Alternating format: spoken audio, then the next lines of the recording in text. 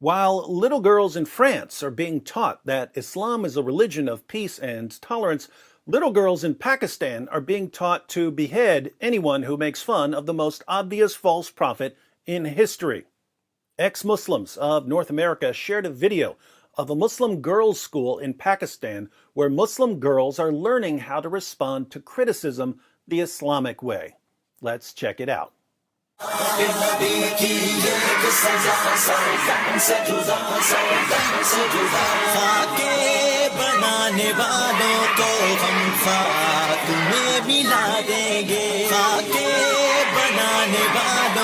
We need to give credit where credit is due. Islam may not be good at producing countries where people actually want to live, or at promoting literacy and education, or at defending women's rights. But when it comes to cranking out songs that make people want to go out and slaughter people in the name of Allah, jihadis are the kings of rock. There is none higher.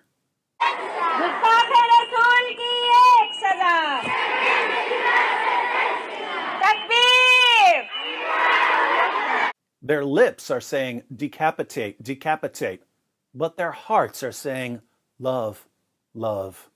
ए अबू लहब के पैरोकारों, तुम खाके और cartoon क्यों बनाते हो?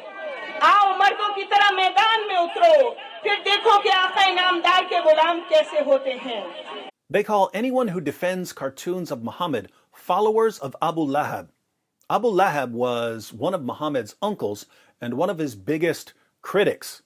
He knew that Muhammad was an impostor and a false prophet. So calling people followers of Abu Lahab isn't exactly an insult. It's strange, though, that they tell French leaders to come and face them like men. Do they really think that Emmanuel Macron is going to assemble an army and attack a girls' school in Pakistan? Be realistic, ladies. It's jihadis who target schools, not Frenchmen. अभी तुम्हारा एक शख्स जहन्नुम Vasil हुआ है. अभी तो हमारे सीनों में आग दहक रही है. तुमने मोहम्मद अरबी सल्लल्लाहु अलैहि वसल्लम के गुलामों को ललकारा है. इब्तिदा तुमने की है, इंतहा अब हम करेंगे. हमारे गर्म खून अपने नबी की शान पर फिदा होने के लिए बेताब है. Our blood is desperate to flow for the sake of our prophet. Muhammad, who had sex with a prepubescent girl and produced a religion that has been promoting pedophilia for 14 centuries, now has a bunch of prepubescent girls saying how desperate they are for their blood to flow for him. How sick and twisted can a religion be? हम हर बात बर्दाश्त कर लेते हैं, मगर हमारे नबी पर बात आना हमारे लिए जिंदगी या मौत का मामला बन जाता है. हम तब तक आराम से नहीं बैठेंगे जब तक तुमसे इस गुस्ताखी का बदला न ले लें. We will never stop until we exact revenge for your insult. Notice, it never occurs to anyone to step in and say, excuse me, do you really think we should be brainwashing little girls into dedicating their lives to slaughtering people over cartoons? Everyone seems to think this motivational speech is right on the money. But not to worry. If we keep telling ourselves that the only problem with Islam is a tiny minority of extremists, maybe we can avoid some of the violence until all the children who are being raised as jihadis grow up and slaughter our children and grandchildren in the name of Allah. हमें मोहम्मद अरबी के मुबारक हाथों से जामे कौसर पीना है इंशाअल्लाह. फराज समेत तमाम मुस्लिम दुश्मन अनासिर को अब ये बात पल्ले से बांधनी होगी कि तुम्हारी तरफ से जिस आग के शोले मशरिक में फेंके गए हैं, अब मगरिब की तरफ चलती हवाएं उन्हें तुम्हारे दरवाजे तक ले गई हैं. The flames you spread to us in the east will now reach you in the west. The flames of cartoons that people put on the internet and thus reach people in Pakistan on Facebook and Twitter will now reach you in France and Austria. But the flames that reach the west won't be cartoons. The flames that reach the west will be jihadis slaughtering Christians in church and slaughtering random people out for a meal. Once again, we see that Islam has a perfectly functioning moral compass. क्या ऐसा मुमकिन है कि मुसलमान का लहू रंग न लाए? क्या ऐसा मुमकिन है कि मगरिब हमें बेअमन करे और खुद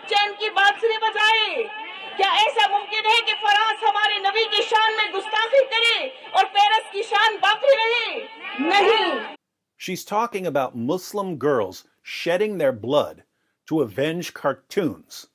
Here again, it doesn't occur to anyone to step in and say, "Excuse me again, I may be new here, but should we really be brainwashing little girls into going out and getting themselves killed over some cartoons?"